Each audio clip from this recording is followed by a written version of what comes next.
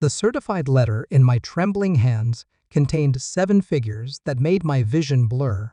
$1 million in fines for illegal waterfront construction and environmental violations.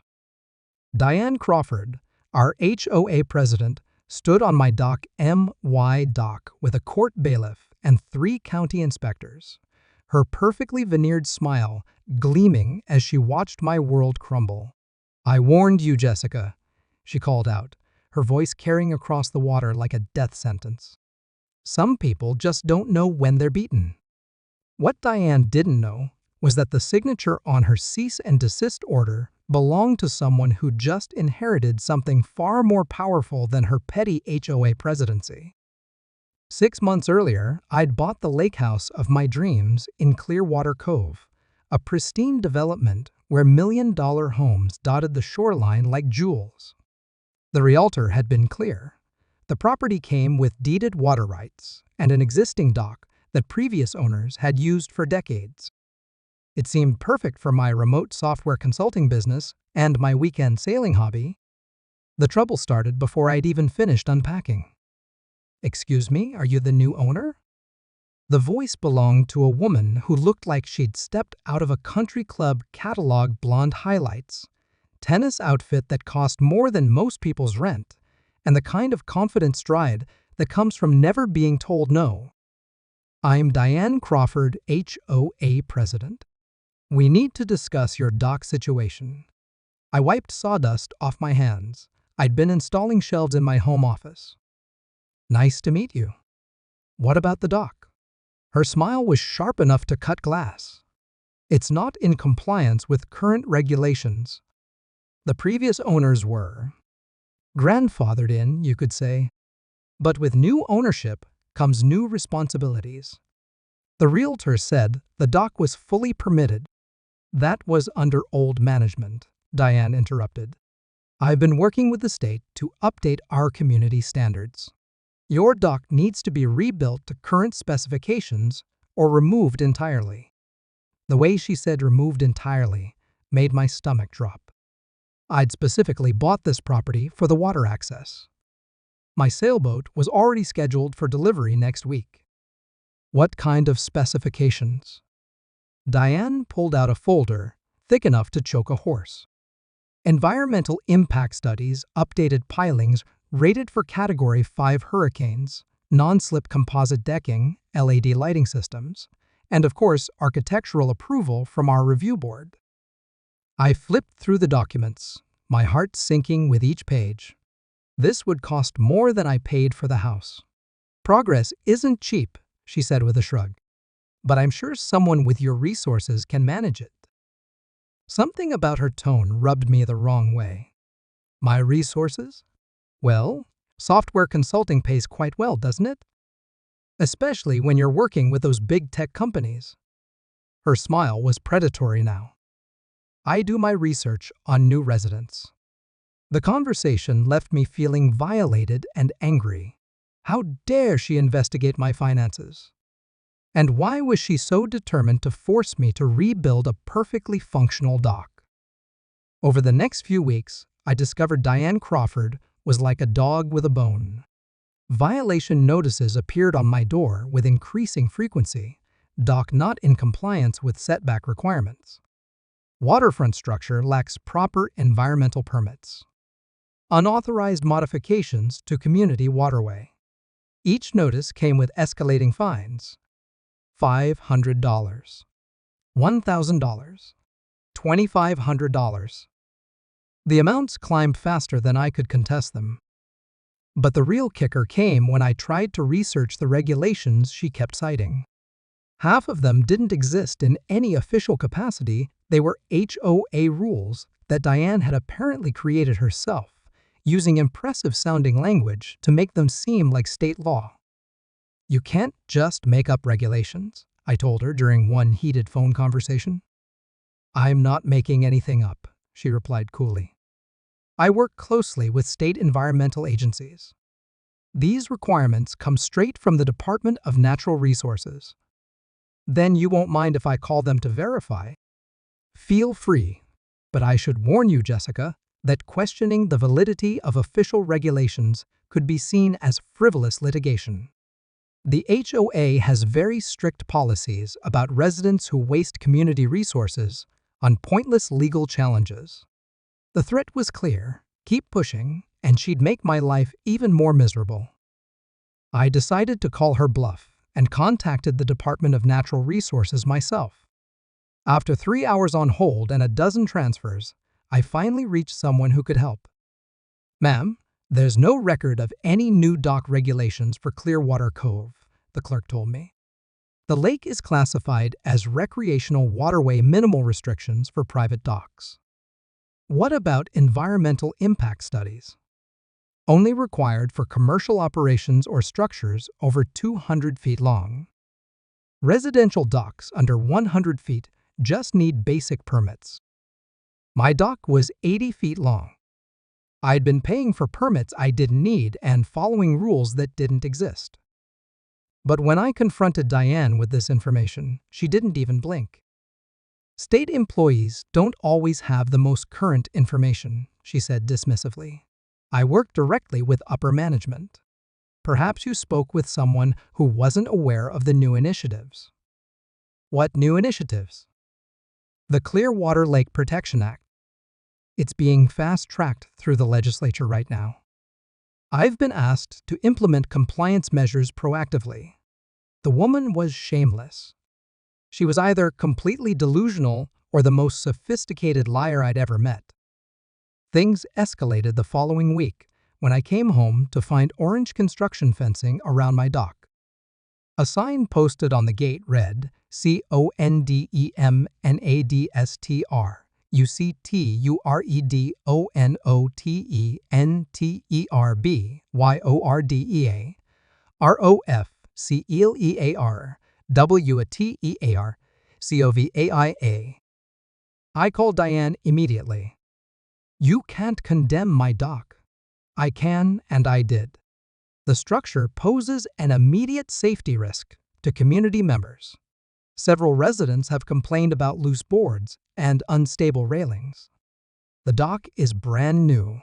The inspection report from my purchase was performed by an unqualified inspector who missed critical safety issues. I've arranged for a proper marine engineer to assess the situation." When you've paid the accumulated fines and submitted a compliance plan. The circular logic made my head spin. I needed to fix violations to get an inspection, but I needed an inspection to know what violations existed. But I couldn't get an inspection until I paid fines for violations I couldn't verify. Meanwhile, my sailboat was being delivered in 2 days, and I had nowhere to dock it. That's when Diane played her masterstroke. The next morning, I woke up to find her standing on my dock inside the condemned area with a camera crew. Not news media, but her own personal videographer, documenting every angle of my supposedly dangerous structure. "What are you doing?" I shouted from my deck. "Collecting evidence for the safety inspection," she called back. "The marine engineer wants comprehensive documentation before his assessment." "You just said the dock was too dangerous for anyone to use." "I'm accepting the risk in the interest of community safety." She posed dramatically against the railing. "Some of us put the greater good above our own concerns." The hypocrisy was breathtaking. My dock was simultaneously too dangerous for me to use but perfectly safe for her photo shoot. But as I watched her strut around my property like she owned it, something clicked. The expensive camera equipment, the professional lighting, the staged poses, this wasn't about documentation. This was content creation. I did some digging that evening and discovered Diane Crawford's other career, social media influencer. Her Instagram account, @ClearwaterDiane, had over 50,000 followers and was packed with photos of her luxurious lakefront lifestyle. Many of the shots were taken on various docks around the community, including several that looked suspiciously like mine. She wasn't just harassing me over regulations. She was trying to steal my dock for her content empire. The realization hit me like a cold slap. Every violation notice, Every fine, every manufactured crisis had been designed to wear me down until I either fled or gave her unrestricted access to my waterfront property. But Diane Crawford had just made the biggest mistake of her life. She'd picked a fight with someone who just inherited something she never bothered to research. You see, 3 weeks earlier, my Uncle Robert had passed away unexpectedly. He'd been a career bureaucrat, working his way up through various state agencies for 35 years before retiring.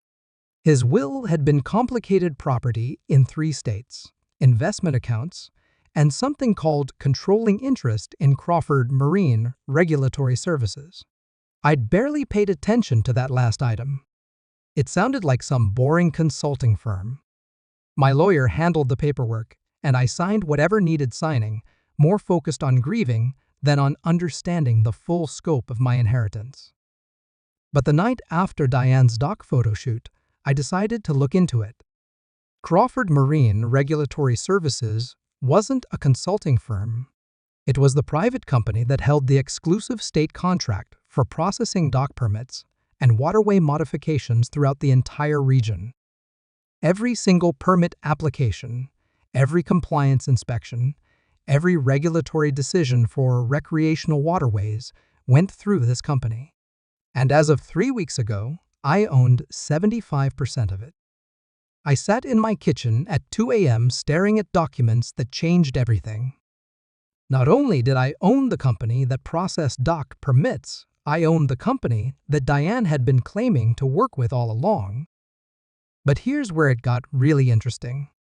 The company files included correspondence logs, and I found months of emails from someone claiming to represent state environmental interests regarding Clearwater Cove.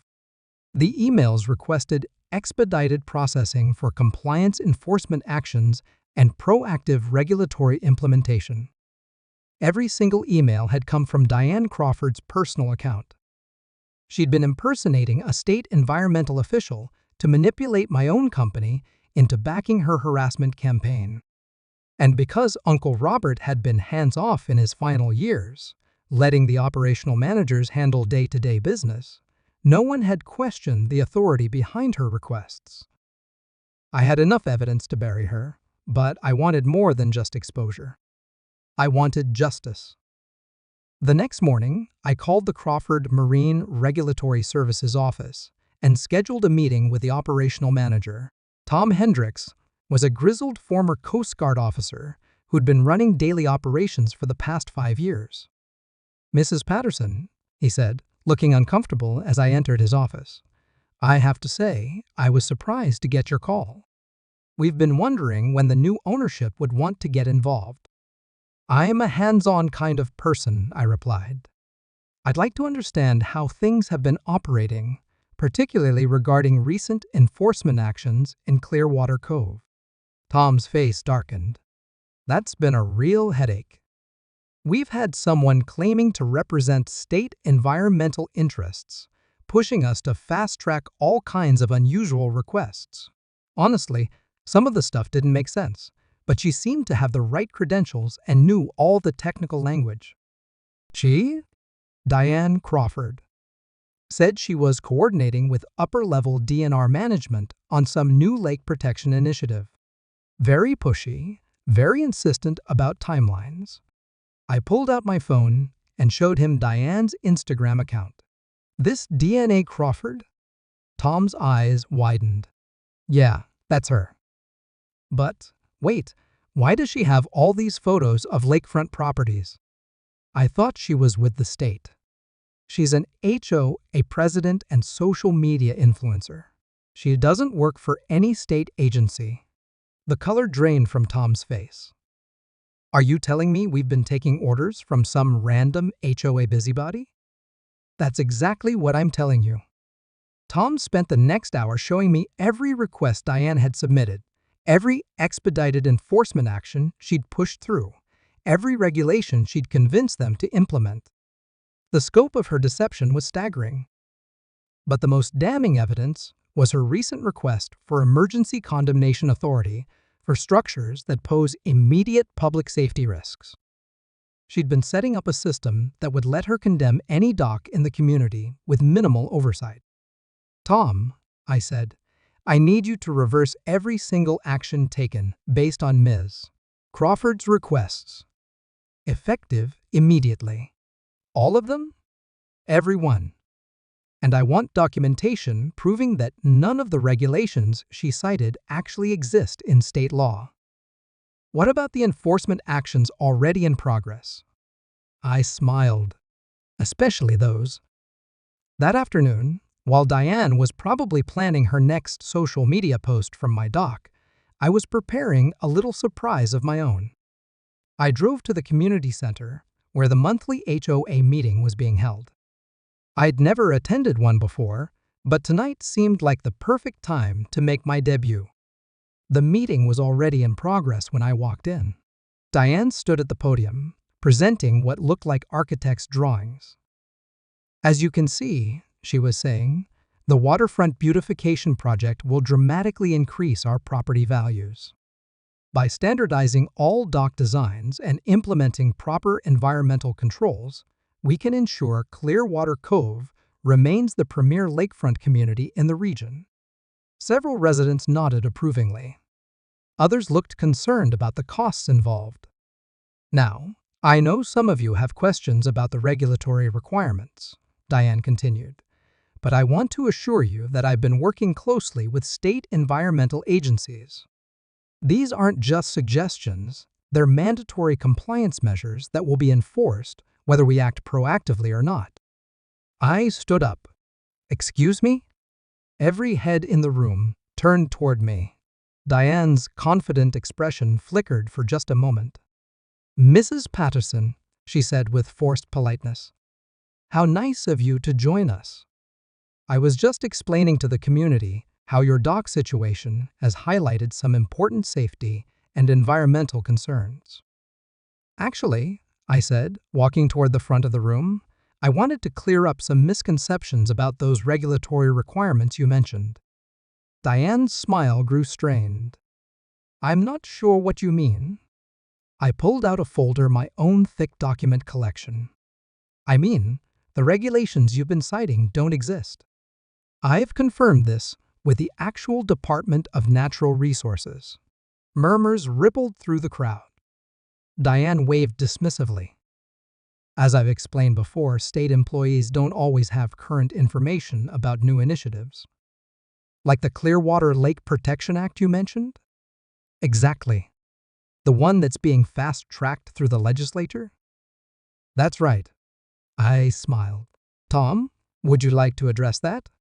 Tom Hendricks stepped out from where he'd been waiting in the hallway. As the operational manager of the region's official permit authority, his word carried considerable weight. "Good evening, everyone," Tom said, his Coast Guard bearing commanding immediate attention. "I'm Tom Hendricks from Crawford Marine Regulatory Services, the state contractor responsible for all waterway permits in this region. I'm here to clarify some misinformation that's been circulating." Diane's face went pale, but she maintained her composure. "Mr. Hendricks, how wonderful that you could join us. I'm sure you can explain to Mrs. Patterson why her dock needs to be brought into compliance." "Actually," Tom interrupted, "I'm here to explain why Ms.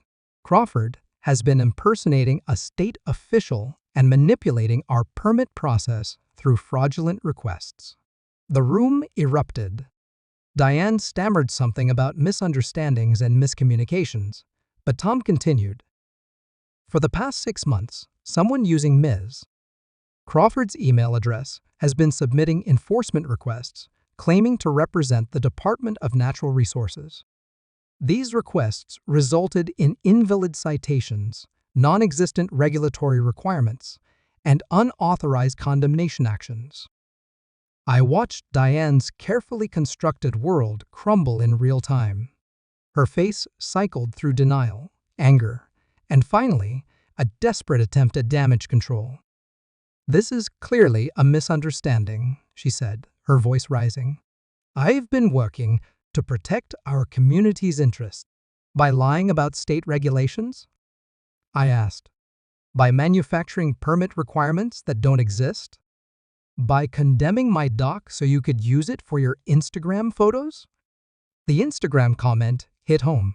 Several residents pulled out their phones, probably scrolling through at Clearwater Diane right at that moment. Those photos were taken with proper authorization, Diane protested weakly. Whose authorization? You condemned my dock as unsafe, then immediately started using it for photo shoots. Tom, would you please read the documentation you brought regarding Ms. Crawford's permit requests? Tom cleared his throat and began reading from an official-looking document.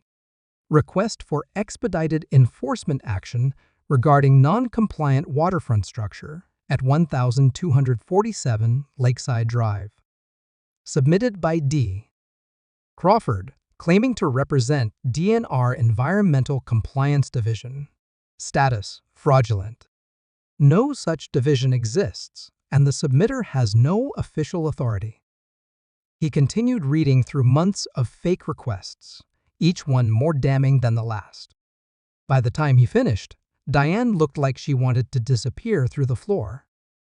Furthermore, Tom added, all enforcement actions taken based on these fraudulent requests are hereby voided.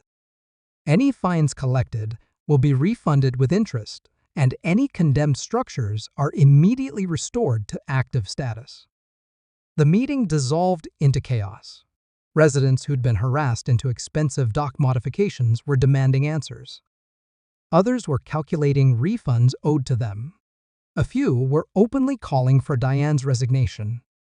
But the best part was watching Diane's desperate attempts to regain control. She tried calling for order, claiming parliamentary procedure, even suggesting that Tom might be an imposter himself. I demand to see your credentials, she said, her voice shrill with panic. Tom calmly handed her his business card and state contractor license. Then I stood up. Actually, Diane, there's something else you should know about Tom's credentials. She looked at me with pure hatred. What now? Tom works for Crawford Marine Regulatory Services. As of 3 weeks ago, I own that company. The silence that followed was deafening. You could have heard a pin drop in that community center. You own. Diane's voice came out as a whisper. I own the company that processes every dock permit in this region. The company you've been impersonating representatives of. The company whose authority you've been fraudulently invoking to harass your neighbors. Diane sank into a chair, the full magnitude of her situation finally hitting her. She hadn't just been caught lying, she'd been caught defrauding the very company that was now under my control. This means, I continued, that every fake regulation you've cited, every fraudulent enforcement action you've requested, every permit requirement you've invented, all of it was done using my company's resources and authority. Tom nodded. We estimate the administrative costs of processing Ms. Crawford's fraudulent requests at approximately $75,000. That doesn't include the legal exposure from invalid enforcement actions. I let that number sink in before delivering the final blow. Of course, we're prepared to waive those administrative costs in exchange for a few simple conditions. First, immediate resignation from the HOA board. Second, a public apology acknowledging your deception. Third, personal restitution to every resident who is forced to pay for unnecessary permits or dock modifications based on your false claim.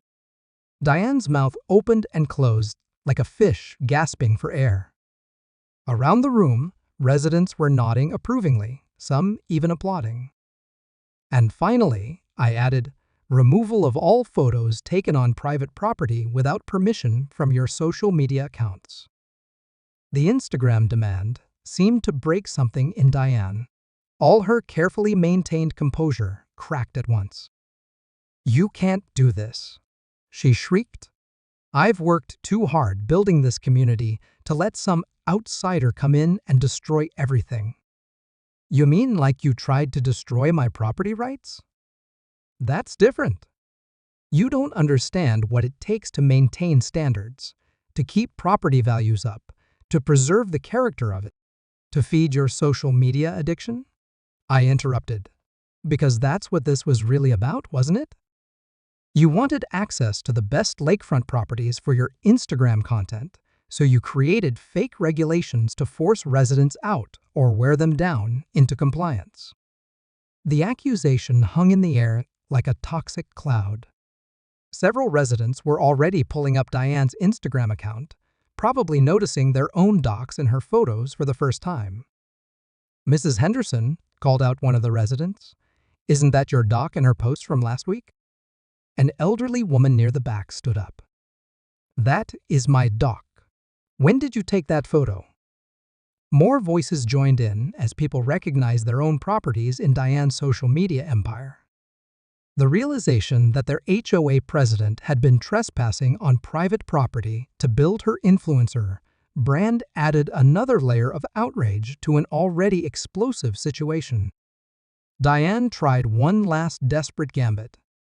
This is all a coordinated attack by someone who refuses to follow community standards. Mrs. Patterson bought property in our neighborhood, knowing full well that you'd try to steal it? I shot back. Because that's what this was, attempted theft through regulatory fraud. The meeting ended with Diane's resignation and a unanimous vote to investigate every enforcement action taken during her tenure. But my revenge was just getting started. Over the next few weeks, I used my authority as owner of Crawford Marine Regulatory Services to conduct a complete audit of regulatory actions throughout the region.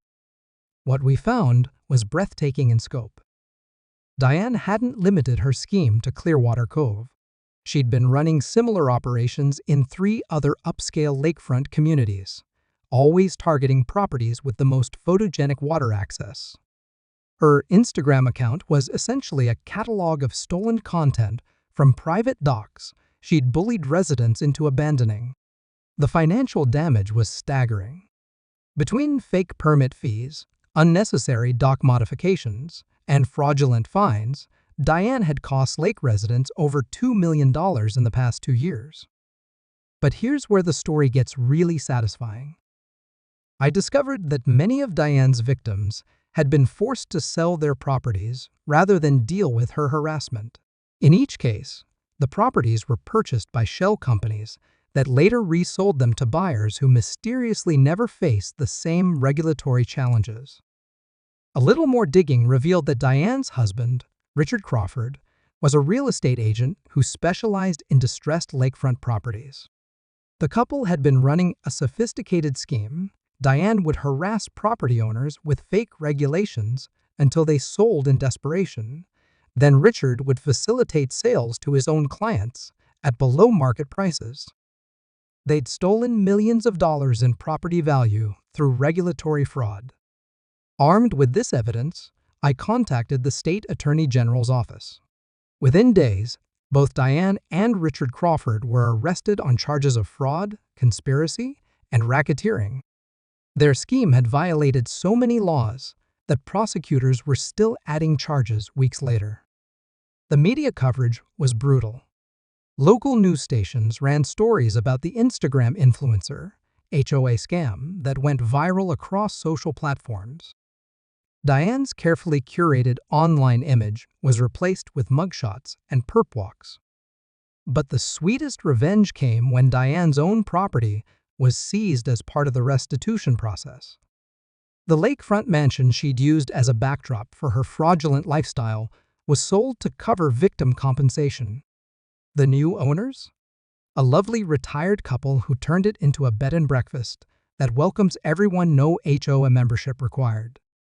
As for my dock, it's now the crown jewel of Clearwater Cove. After Tom's team confirmed it exceeded all actual safety and environmental standards, I decided to enhance it anyway, not because anyone forced me to, but because I wanted to. The new dock features LED lighting, composite decking, and a boat lift system that's the envy of the entire lake. I even added a small gazebo at the end where I work on my laptop during nice weather. It's become the most photographed dock on the lake, but this time, Everyone who takes pictures asks permission first. The HOA elected new leadership that actually focuses on community improvement rather than personal power trips. Property values have increased across the board, and the neighborhood feels genuinely welcoming for the first time in years. My sailboat finally arrived 6 months late, but worth the wait. I named it Second Chances in honor of the community's fresh start. And every evening, as I sit on my dock watching the sunset paint the lake in shades of gold and crimson, I think about the lesson Diane Crawford learned the hard way. Sometimes the person you're trying to bully owns something you never bothered to research. Tom Hendricks retired last year, but not before implementing new safeguards to prevent future permit fraud. The company now requires multiple verification steps for any enforcement requests, and all communications with supposed state officials are cross-referenced with official databases. I've kept ownership of Crawford Marine Regulatory Services, treating it as both an investment and a public service.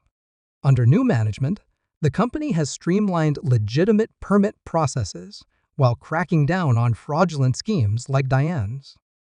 The ripple effects of our investigation led to reforms throughout the state. New laws require HOAs to clearly distinguish between their own rules and actual government regulations. Impersonating state officials for any reason is now a felony with mandatory prison time. But perhaps the most satisfying outcome is watching Clearwater Cove thrive without Diane's toxic influence. The annual regatta she'd banned as too disruptive was restored and became a regional attraction. The community garden she'd opposed as aesthetically inconsistent now provides fresh produce for the local food bank. Children play on the docks without fear of violation notices. Neighbors help each other with boat maintenance and dock repairs. The lake has become what it was always meant to be, a place where people can enjoy the water without walking on eggshells. As for Diane Crawford, she's currently serving a 5-year sentence for fraud and racketeering. Her Instagram account was permanently banned, her influencer dreams shattered along with her freedom. I heard through the grapevine that she's been trying to start a prison newsletter claiming she wants to help fellow inmates understand their rights. Old habits die hard, I suppose. But I don't spend much time thinking about Diane anymore.